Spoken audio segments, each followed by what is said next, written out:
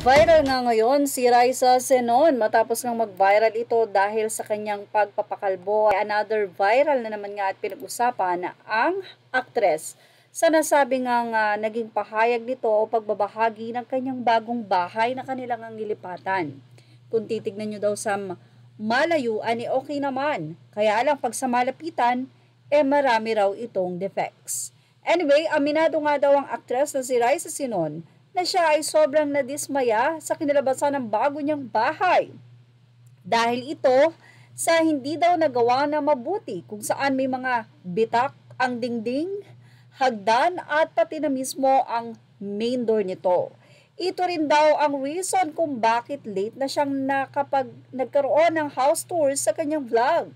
Maraming nangyari, mahigit 2 years, say pa ni Raisa. Siguro ginagawa yung bahay, nagkaroon din ng problem and stress ako.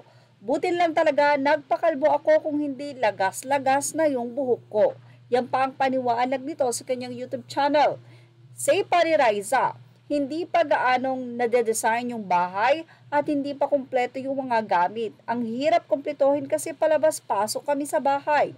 Kwento parang celebrity mom, may times na hindi muna kami dito titira, mag-check-in muna kami sa hotel dahil gagawin yung bahay dahil meron sira.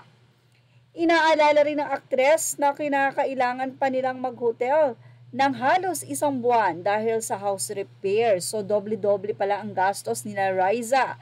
At hanggang ngayon daw ay may ilang bahagi pa ng kanyang bahay ang kailangan pa ring ipaayos. Lumipat kami noong February, then madaming naging problema na ginawa. Pinalitan ng contractors, ang dami kasing nag-crack na walls, meron din sa stairs, nag-crack yung mga wood, pati yung main door. Say pa niya, pero in fairness naman sa contractor, hindi naman sila yung parang hindi na kami papansinin. Yun, parang dinedma lang sila, pero pinuntahan naman daw sila ayon kay Raisa. Inamin din niya na hindi nila nabantayan noong ginagawa ang nasabing bahay dahil nga iyon ay panahon ng COVID or pandemic, so bawal.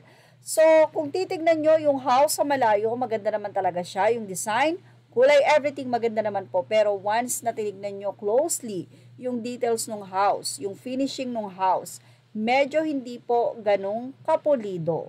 So, medyo hindi kami ganong ka-happy dun sa naging outcome nung pinaka-finishing ng bahay.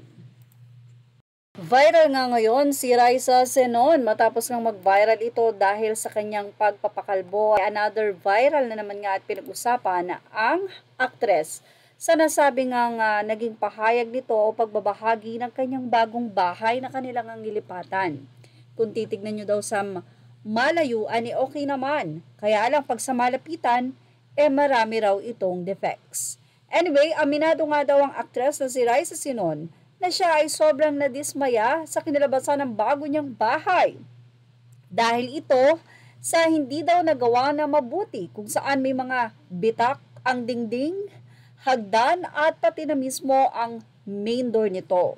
Ito rin daw ang reason kung bakit late na siyang nagkaroon ng house tours sa kanyang vlog.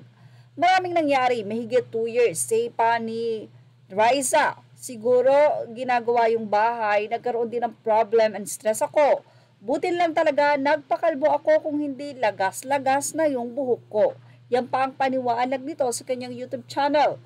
Say pa ni Raisa, hindi pa gaanong nade-design yung bahay at hindi pa kumpleto yung mga gamit. Ang hirap kumpletuhin kasi palabas-pasok kami sa bahay.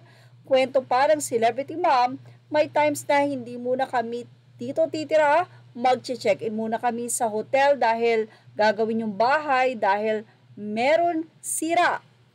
Inaalala rin ng aktres na kinakailangan pa nilang mag-hotel ng halos 1 buwan dahil sa house repair. So doble-doble pala ang gastos nila Raisa. At hanggang ngayon daw ay may ilang bahagi pa ng kanyang bahay ang kailangan pa ring ipaayos. Lumipat kami noong February, then madaming naging problema na ginawa. Pinalitan ng contractors, ang dami kasing nag-crack na walls, meron din sa stairs, nag-crack yung mga wood, pati yung main door. Say pa niya, pero in fairness naman sa contractor, hindi naman sila yung parang hindi na kami papansinin. Yun, parang dinedma lang sila, pero pinuntahan naman daw sila ayon kay Raisa. Inamin din niya na hindi nila nabantayan noong ginagawa ang nasabing bahay dahil nga iyon ay panahon ng COVID or pandemic. So, bawal. So, kung titignan nyo yung house sa malayo, maganda naman talaga siya. Yung design, kulay, everything maganda naman po. Pero once na tinignan nyo closely yung details ng house, yung finishing ng house, medyo hindi po ganong kapulido. So, medyo hindi kami ganong ka-happy dun sa naging outcome nung pinaka-finishing ng bahay. O magkano kaya ang ginastos ni Riza sa nasabing bahay niya? Well, yan ay hindi na natin alam at hindi na nga ibinahagi pa ni Riza. Kaya naman sa mga magpapagawa ng bahay, dapat talaga ay binabantayan ito para nakikita nyo doon pa lamang kung ano yung dapat baguhin o dapat hindi gawin. Pero sabi nga kasi ni Riza, hindi nila nagawa ayon dahil nga panahon ng pandemic at bawal lumabas.